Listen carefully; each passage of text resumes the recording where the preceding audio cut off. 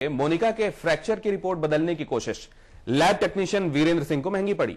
आपको हमने कल दिखाया था। एलएनजेपी अस्पताल प्रशासन ने वीरेंद्र सिंह के खिलाफ डिपार्टमेंटल इंक्वायरी के आदेश दे दिए हैं। समय पर मोनिका की खबर दिखाने के बाद एलएनजेपी के लैब टेक्नीशियन वीरेंद्र सिंह पर अस्पताल प्रशासन ने शिकंजा कस दिया है। एलएनजेपी के लैब टेक्नीशियन वीरेंद्र सिंह के खिलाफ विभागीय जांच के आदेश दिए गए हैं। हमने इंक्वायरी करने के लिए भेजा है और जैसे मैंने आपको बताया, इंक्वायरी की रिपोर्ट जब आएगी वो मैं इस शख्स का जो अपॉइंटिंग अथॉरिटी है यानी dean Maulana Azad medical college, मैं उनके पास भेज दूँगा। वो इसको फिर देख के इसके ऑन मेरिट जो भी एक्शन मुनासिब होगा वो उस एक्शन को रेकमेंड करेंगे, ऐसा मेरा विचार है। यही वो स्टिंग ऑपरेशन है जिसने वीरेंद्र सिंह की करतूतों को कैमरे में कैद किया था।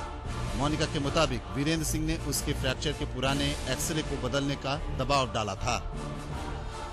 मोनिका का कहना है कि वीरेंद्र सिंह ने नए एक्सरे के लिए उन्हें और उनके भाई को बहलाने की कोशिश की थी। बोल कह रहे आप जाओ, फ्लैश लिख देंगे, उस डेट का लिखेंगे, हम आज के क्यों लिखेंगे? अच्छा, हम जाएंगे। अगर हम रिपोर्ट करते तो हमको वो उसी डेट में लिखते तो वही रिपोर्ट आती ना।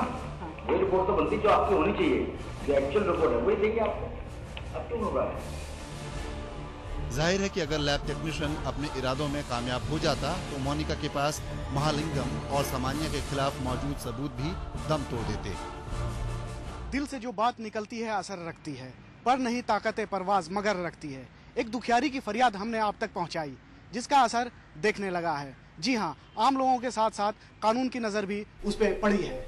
इस समय दिल्ली से कैमरा पर्सन संजीत के साथ खालिद वसीम। बता दें कि समय ने ही ये खबर दिखाई और मोनिका पर अत्याचार के मामले को पुरजोर तरीके से उठाया। एक्सरे रिपोर्ट बदलने की कवायद और मोनिका के तमाम आरोपों को झूठा करने की कोशिश ऊंचे रसूख वाले की पहुंच को बखूबी बयां करता है।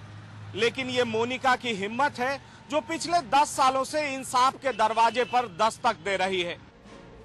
तमाम उम्मीदों और सपनों के टूटने के बाद अब एनआरआई मोनिका की जिंदगी में इंसाफ की आस जगी है। सुप्रीम कोर्ट ने एनआरआई मोनिका को प्रताड़ित किए जाने के मामले में विरोधी पार्टियों से 3 हफ्ते में जवाब देने को कहा है। मोनिका मामले में आज उसकी पिटीशन की हियरिंग हुई सुप्रीम कोर्ट में और जजों ने खासकर यूपी और पुलिस के जो वकील थे उनसे बोला कि भाई इसका क्या जवाब है कि जब ये कोर्ट का नोटिस सर्व करने गई तब उसको मार पीट कर उसका हाथ तोड़ दिया गया। इसका क्या जवाब है, वो पुलिस से खासकर ये जानना चाहते थे। और उन्होंने दूसरी तरफ से पुलिस के ही नहीं मेडिकल संतोष मेडिकल कॉलेज के महालिंगम सब की तरफ से बहुत सारे वकील खड़े हो गए और कहने लगे कि नहीं हम इसका जवाब फाइल करेंगे, फॉर्मल नोटिस मत इशू करिए। तो उन्होंने बोला ठीक है, 3 हफ्ते के अंदर जवाब फाइल करिए और ये केस 5 हफ्ते के बाद सुना जाए। गाजियाबाद के संतोष मेडिकल कॉलेज की छात्रा मोनिका ने खुद पर अत्याचार के खिलाफ सुप्रीम कोर्ट में याचिका दी थी। उनके एडवोकेट्स आए हैं, कम से कम एटलीस्ट 10-15 है, एंड उन लोग ने 3 हफ्ते रिप्लाई के लिए टाइम मांग लिया एंड 5 वीक के बाद के हियरिंग होगी। एंड मेरी बस प्रार्थना है, please accept my prayers and मुझे इंसाफ दीजिए। 28 मई 2009 को नोएडा के सेक्टर 39 थाने में मोनिका और उनके भाई मनीष पर पुलिस अधिकारी अनिल समानिया की मारपीट के बाद मोनिका ने इस मामले में पहले सुप्रीम कोर्ट और फिर इलाहाबाद हाई कोर्ट में अपील की थी। आए दिन धमकी रहती है हम लोग को, आपको किडनैप करके रेप करके इनकाउंटर करवा देंगे। हम लोग को बार बार गुंडे से भी धमकी मिलती रहती है एंड पुलिस भी आती है हम लोग को परेशान करने के लिए। मुझे लगता है वो लोग हम लोग को ख़त्म कर देंगे अगर उनके खिलाफ कुछ कार्रवाई नहीं हुई या कुछ एक्शन नहीं हुआ।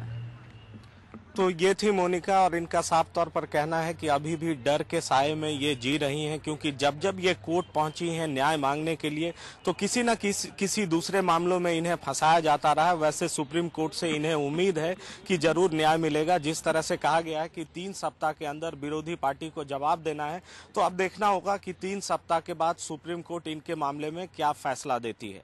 इस समय सुप्रीम कोर्ट से पंकज कुमार।